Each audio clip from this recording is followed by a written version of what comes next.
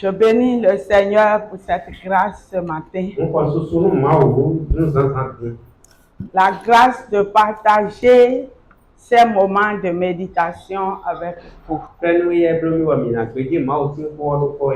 Je ne saurais commencer sans manifester ma gratitude au pasteur et à tout son comité.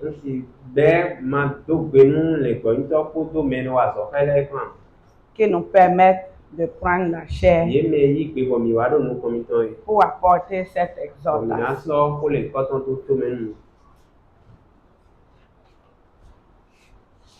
Agneau de Dieu, messager de la grâce, je veux entendre ta voix, le langage de la voix. Le Seigneur parle à quelqu'un ce matin en disant: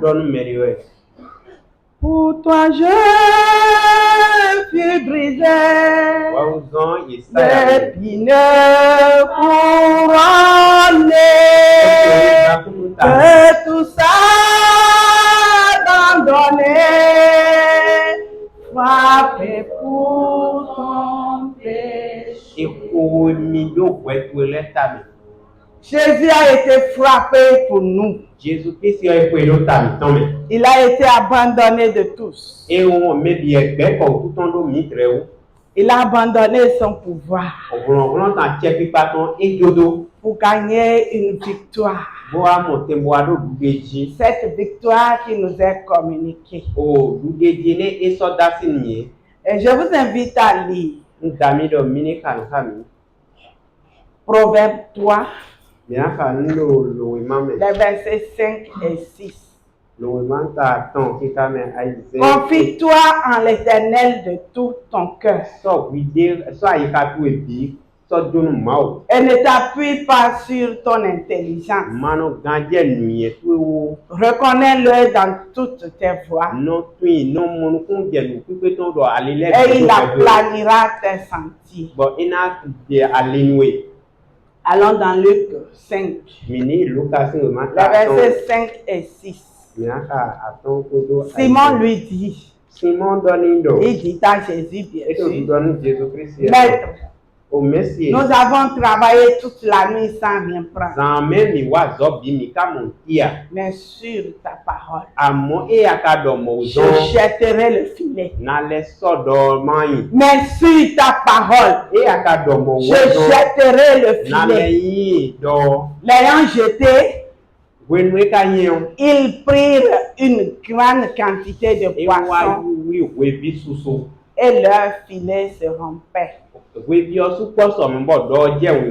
matin, nous faisons face à un défi.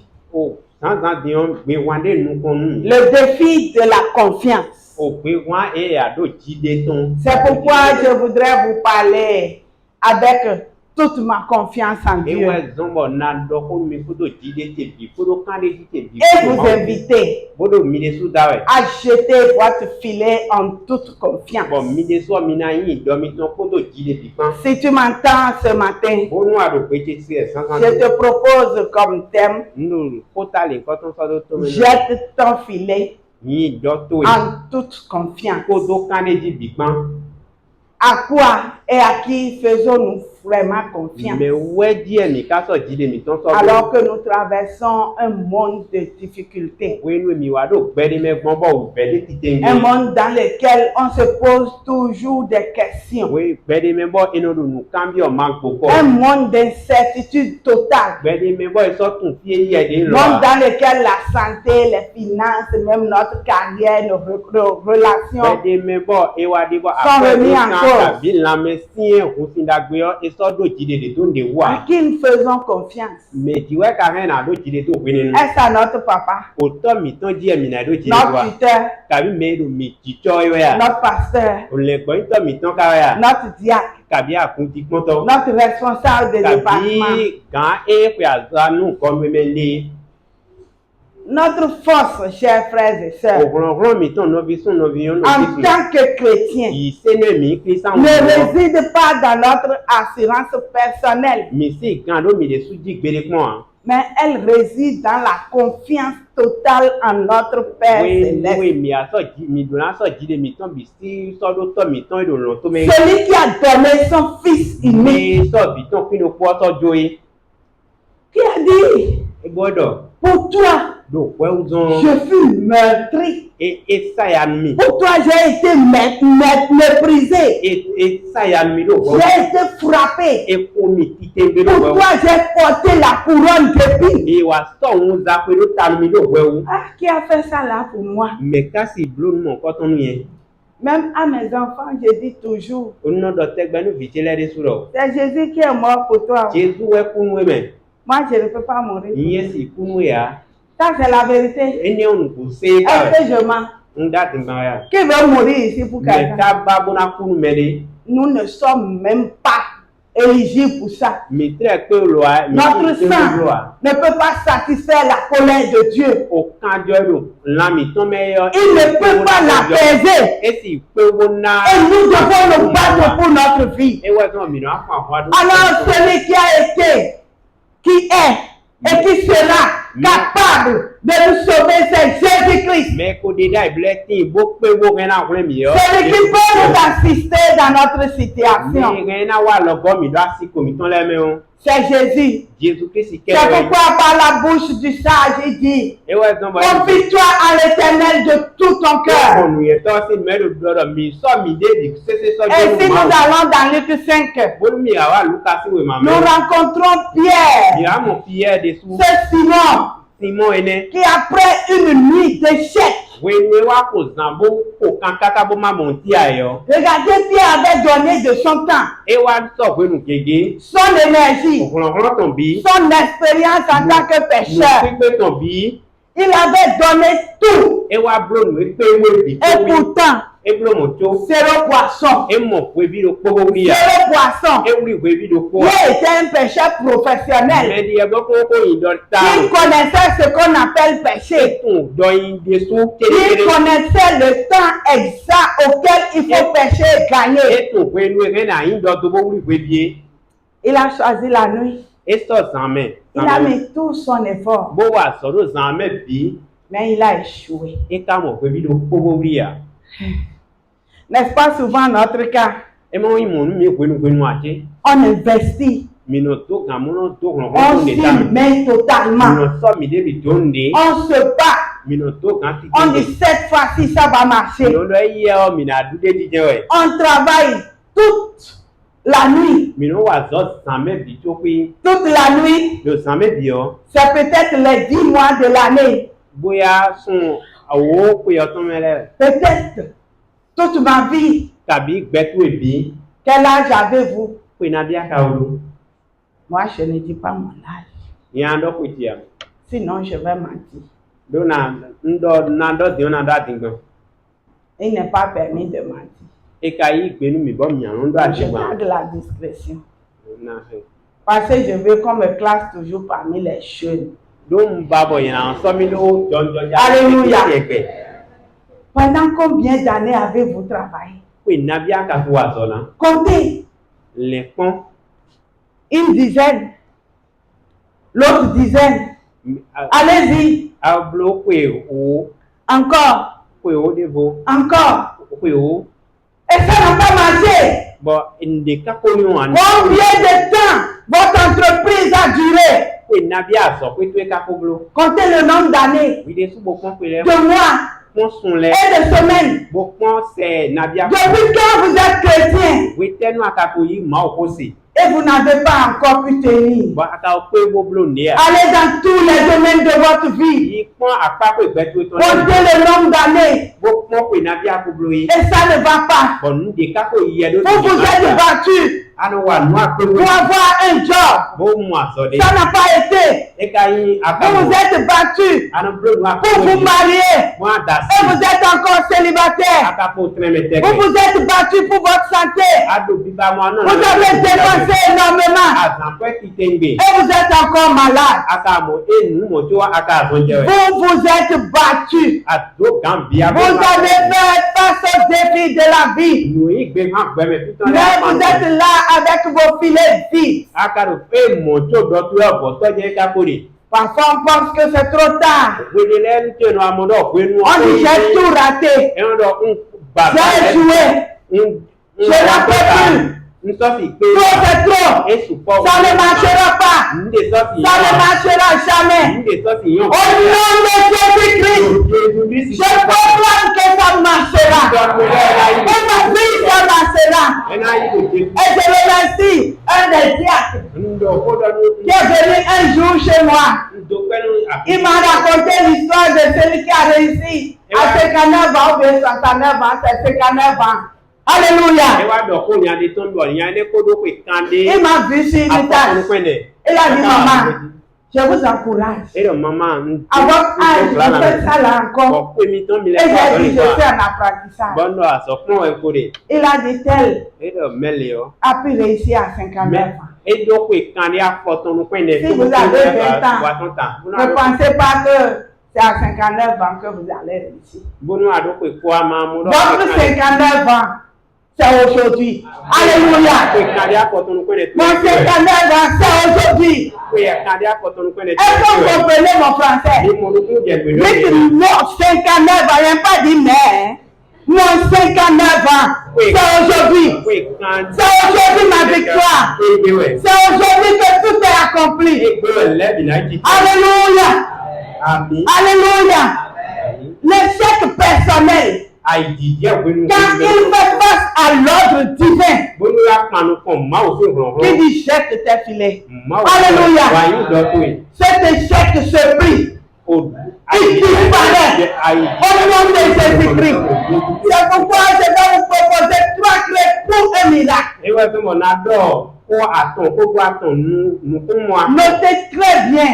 En prenant le temps de la vie de Pierre, que la confiance totale peut amener là un miracle. Est-ce que vous me comprenez? La confiance totale, ça veut dire quoi? Que le miracle peut être là. Mais si vous n'avez pas confiance, vous n'allez pas le vivre. Il y a des gens qui savent ce qu'ils ont déjà. Il y a des gens qui pleurent alors qu'ils devaient être en joie. Il y a des gens qui ne sont pas satisfaits alors que Dieu les a bénis. C'est pourquoi je te prie ce matin. Tu ouvres tes yeux spirituels. Tu ouvres tes oreilles spirituelles. De prendre ton cœur et de regarder à Dieu. Et voir ce qu'il a fait pour toi. Mais en lui ta confiance. Pierre était un pécheur professionnel. Il savait le meilleur moment. Il connaissait la meilleure méthode. Il savait tout ce qu'il faut faire. Parce qu'il était expérimenté. Pourtant, il a échoué. Alléluia. Amen. Si c'était moi, si c'était toi, nous avons travaillé toute la nuit sans rien prendre. Je suis frustré. Il y a des gens qui disent Dieu m'a honni. C'est vrai. Ils disent Dieu m'a laissé. Ils disent même il y a un cabane, il y a un pot, il y a un si. Ça veut dire quoi? Ça veut dire quoi? Ça veut dire quoi? Dieu m'a laissé. Dieu m'a abandonné. La mauvaise expression que je n'aime pas entendre. On dit là lâché sur moi. Je ne peux pas bien m'exprimer. Mais je suis désolé pour ces paroles. Si vous croyez en Dieu, croyez qu'il ne déçoit pas. Faites-lui confiance. La confiance totale Le seul a dit de tout ton cœur. Ça ne veut pas dire que le doute est absent. Mais il est question là de l'acte de choisir de croire à la parole de Dieu malgré le doute et tous les faits visibles de l'échec. Oui, je doute.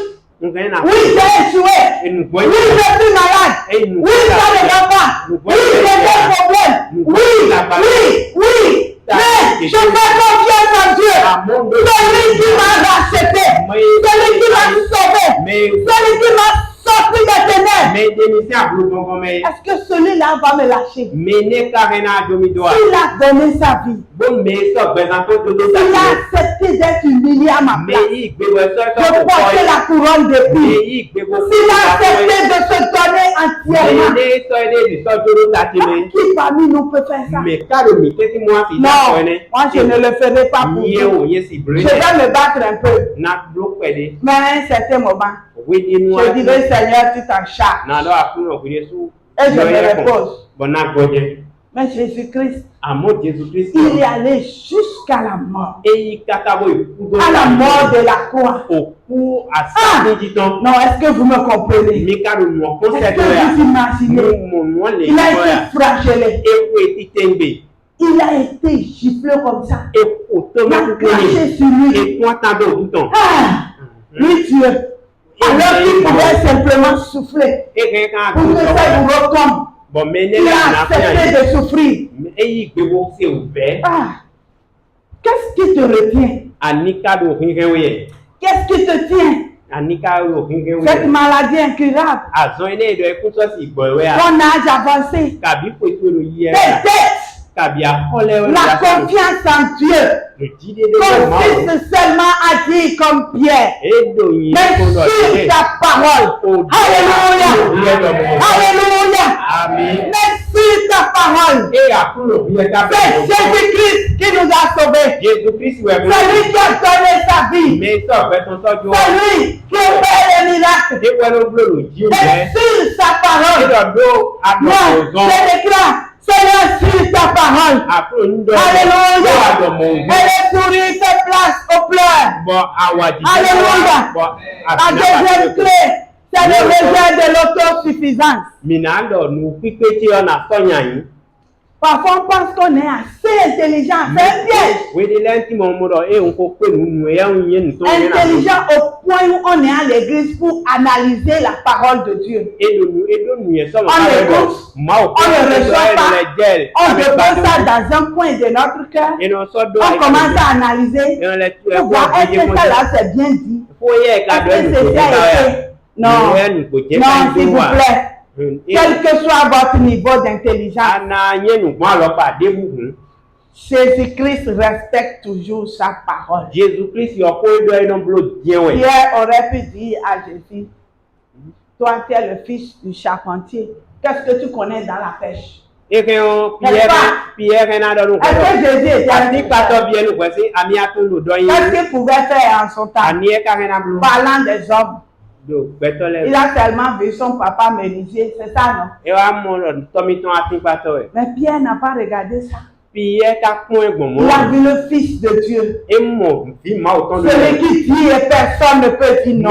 Quand il dit oui, là c'est oui. Quand il ouvre, c'est ouvert. Et quand il ferme, c'est fermé. Quand il tient, personne ne peut arracher. Quand il est loin, personne ne peut abaisser. C'est ta position. Regarde le Seigneur Jésus-Christ. Si tu veux encore être élevé, c'est lui qui le fait. Si tu veux être tenu, c'est lui qui te tient par la main. Il a dit sur ta parole. Il a obéi.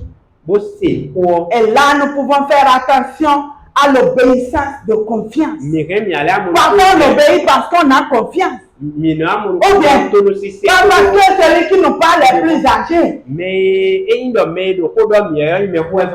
Peut-être c'est un petit qui t'a adressé le message. Peut-être ton enfant. Peut-être quelqu'un qui n'a même pas ta place sociale. Et pourtant, c'est lui qui te parle. Un jour, j'étais à l'église. C'était la fête des hommes. Et le papa qui devait prêcher ne comprenait pas français. Il était assis à ma place et je l'observais. Mais j'avais le cœur ouvert pour recevoir la parole. Il a prêché brièvement. Et quand il a fini, il a dit prions. J'ai baissé la tête. J'ai dit Seigneur, merci pour ta parole. Il avait prêché sur le pardon. Et j'avais beaucoup de gens dans mon cœur que je n'avais pas pardonné. Je les guettais. Je prêchais déjà. J'étais madame pasteur. Et pasteur. Mais je guettais ces gens-là. J'ai dit le jour où je les aurai, ils vont m'entendre. Et je priais. Quand le Seigneur a fait passer les gens devant moi, j'ai regardé. Sans avoir ouvert mes yeux, je les ai vus, reconnus. Et Dieu m'a dit, si tu ne les pardonnes pas, qu'ils vont en enfer, tu les suivras. Pourtant, c'est eux qui ont péché. Ou bien, ils ont péché contre moi. Et j'étais très sûr que c'est eux qui ont péché. Mais Dieu m'a parlé. Il a touché mon cœur. J'ai pleuré. Je suis tombé. J'ai dit Seigneur, pardonne-moi. Celui qui a prêché ne comprenait même pas français pour lire la Bible. C'est ça pour Pierre et Jésus. Est-ce que Jésus savait prêcher? Quelqu'un a prêché? Moi, je savais prêcher. J'ai appris à prêcher. C'est ça, non? J'ai fait le cours d'homilétique, de l'herméneutique, de l'exégèse, ainsi de suite. Et je pouvais me taper la poitrine. Quelqu'un a prêché. Il m'a brisé le cœur. La parole de Dieu m'a relié comme ça. J'ai compris que quand on obéit, c'est parce qu'on a confiance. Alléluia. Laissez-moi prier pour moi. Je ne refuse pas que maman m'impose la main. Je fais confiance. Et je crois que par quelqu'un que tu as envoyé, je peux être béni. Il y a des mamans ici qui viennent chez moi et qui prient. Je ne veux pas les nommer. Ils prient pour moi. Ils prient fortement pour moi. Parce qu'ils ont reçu de Dieu un message pour moi. Alléluia. Alléluia. Ne t'appuie pas sur ton intelligence. Parfois Dieu ne peut pas agir dans notre vie parce que nous n'avons pas arrêté de contrôler. Est-ce qu'il va nous attraper et agir? Est-ce qu'il va courir derrière nous? Non, Dieu ne fait pas ça. Il est puissant. Il est capable. Mais il attend que nous lui mettions confiance. Alléluia. Vous ne pouvez pas contrôler le miracle de Dieu. Savoir par exemple comment le Saint-Esprit vient sur vous. Savoir comment vous devenez riche. Savoir comment Dieu vous guérit. Est-ce que c'est ça le problème? La Bible a dit quoi? Ce que je fais. Alléluia. Il a dit quoi? Ce que je fais, c'est que je suis guéri. Alléluia. Est-ce que quelqu'un peut savoir ce que tu as fait sans analyser ce matin? On te dira comment tu es devenu riche. Comment est-ce que tu as été guéri de tel mal? Comment tu as pu réussir dans tel ou tel domaine? Ne réponds pas avec la chair. Dis ce que je sais. Ce que c'est Dieu qui a fait. Alléluia. Amen. Alléluia. Amen. Alléluia. Amen. La troisième clé, c'est le sentier qui est aplani par le miracle. Le sentier. L'action de grâce. Parce que Pierre a jeté le filet. Sur la parole de Jésus. Il a manifesté sa reconnaissance. Dieu a plani son sentier d'une manière spectaculaire. Alléluia. Alléluia. Et qu'est-ce que le résultat est? La grande pêche. Il reste 2 mois seulement pour la fin de l'année.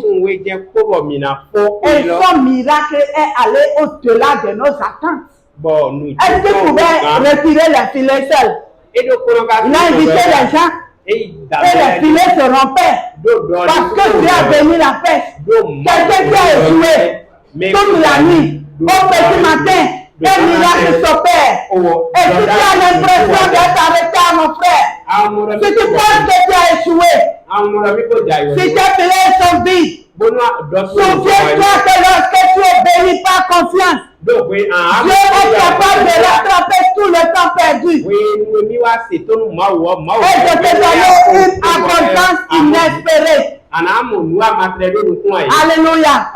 Regardez cette veuve qui était endettée. Elle a dit à l'homme de Dieu, le créancier revient prendre mes enfants. C'est ça la vie. Parce que je dois. Alléluia. Est-ce que vous m'entendez? C'était une situation sans solution selon elle. Maintenant Dieu l'a touché.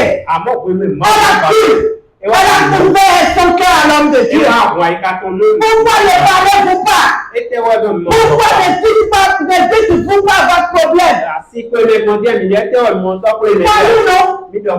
Peut-être que la solution est là. Et vous la cherchez quelque part. Parfois on voit des frères si tristes. Ils viennent à l'église. Ils rentrent avec leur tristesse.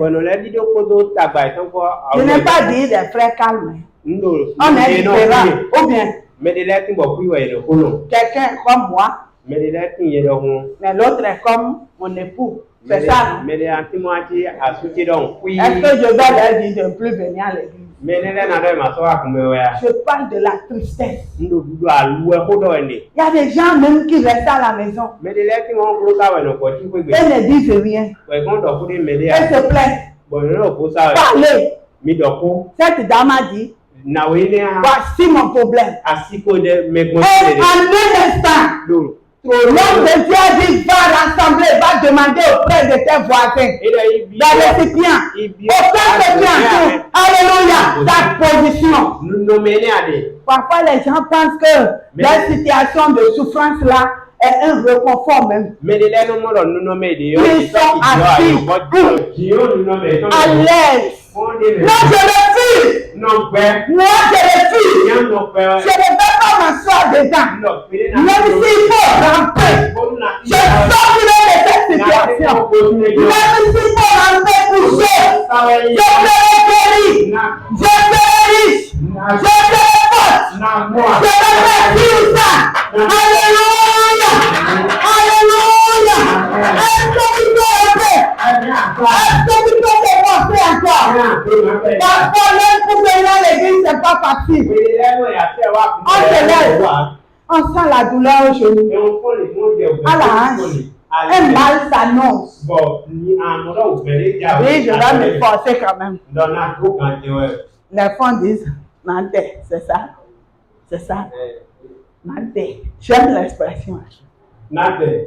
Dès là, c'est comme si c'est un mais je vais aller encore. Alléluia. Alléluia.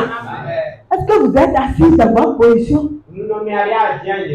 Ou une situation vous trouble? Mettez votre confiance en Dieu. Levez-vous. Il est temps qu'après l'échec, ça marche. Dis-moi, c'est beaucoup. C'est ça, non? Mais c'est bien peu devant le Seigneur. Alléluia. Il peut faire quelque chose. Je le crois fermement. Si vous ne me connaissez pas, je vais vous dire qui je suis. Je ne prêche jamais un message si moi-même je n'ai pas reçu. Quand je prépare un message, quand je prie pour un message, je suis la première personne à recevoir. Je dis, Seigneur, ma situation, j'ai confiance que tu la changes. Le Seigneur nous donne une occasion ce matin. Frères et sœurs, c'est peut-être que tu as travaillé toute la nuit. Tu es fatigué. Et tu dis, je n'en peux plus. Et que c'est l'heure de prier parce que j'ai de partir. On dit, j'ai abandonné parce que ce Dieu-là, il ne fait rien pour moi. Dieu est Dieu. Il reste Dieu. Il ne change pas. Notre position ne change pas le nom de Dieu. Il reste Dieu. Celui qui a créé le ciel et la terre. Il te demande aujourd'hui de rejeter. De jeter à nouveau ton filet. Non pas en t'appuyant sur ta force, mais sur ton intelligence, mais sur tes compétences. Non pas en t'appuyant sur le conseil que quelqu'un t'a donné déjà, mais sur la parole de Jésus-Christ. Fais-lui confiance de tout ton cœur dans ta situation présente. Et tu dois comprendre que c'est toi qui lui fais confiance. Il a plané tes sentiers. Luc 5:6 est la preuve que quand le moment de Dieu arrive, c'est sa méthode qui s'impose. Alléluia. Quand le moment de Dieu arrive, c'est sa méthode qui s'impose. Là, tout en automne. Et Jésus-Christ se fait voir. C'est pourquoi dans ta situation, le Seigneur t'invite à transformer tes nuits d'échecs en matinée de miracles. Pierre avait échoué toute la nuit. Mais le matin, un miracle s'est produit. Alléluia. Amen. Est-ce que tu sens une matinée de miracles? Est-ce que tu te sens devant le Seigneur? Est-ce que tu entends la voix du Seigneur te parler? Tout doucement dans ton cœur. Fais attention. Cette douce voix qui te parle et qui te dit jette, c'est fini. Qu'est-ce que tu lui réponds? Est-ce que tu dis non? Je préfère ma situation. Ah non, mon papa vient. Ah non, m'a promis de l'argent. Avec un projet qui va me donner 50 millions. Non, c'est pas ça. Il est question de faire confiance à Jésus-Christ. Je t'invite à jeter ton filet en toute confiance. Et le Seigneur ce matin là, c'est pourquoi il dit, pour toi je fus brisé. Deuxième couplet. Abandonné, frappé pour ton péché. Agneau de Dieu, messager de grâce, j'ai péché, je viens à toi pour ton péché. Est-ce que tu peux prier le Seigneur? Pourquoi il a été brisé?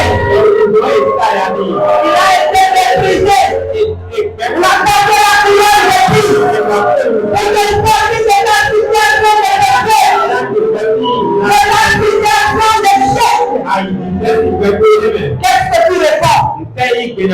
Moi je réponds sur ta parole, Seigneur. Qu'est-ce que je vais dire? Sur ta parole, Seigneur. Qu'est-ce que tu veux dire? Sur ta parole, Seigneur. Qu'est-ce que tu veux dire? Sur ta parole. Qu'est-ce que tu veux dire? Alors qu'est-ce que tu veux dire maintenant? Au nom puissant de Jésus-Christ.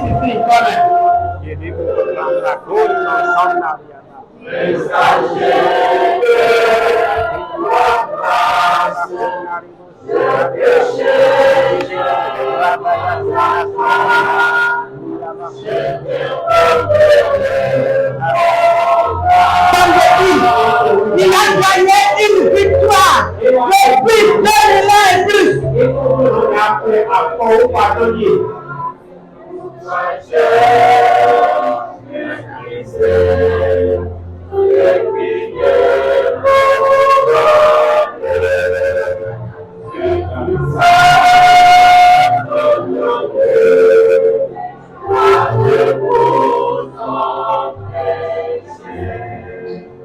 Dans quelle situation te trouves-tu? Oui, tu sors d'un échec. Oui, tu vis une situation. Tes objectifs ne sont pas atteints. On a déjà passé 10 mois. Il reste 2 mois. Le bilan est lourd. Tu réfléchis beaucoup. Tu as des soucis. Je vais inviter le diacre à Moussou.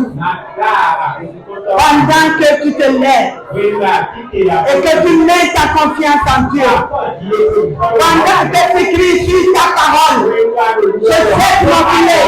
Le diacre va prier. Il va demander au Seigneur de le briser, d'enlever ma personne, de le briser, que je n'existe pas, mais que sa volonté ultime soit faite dans ma vie. Excellent Père, nous voulons te dire merci pour ce puissant message de réconfort que tu nous as donné. En même mot, je vous demande de mettre en toi notre confiance. Seigneur, voici tes fils qui sont debout. Père, voici tes filles qui sont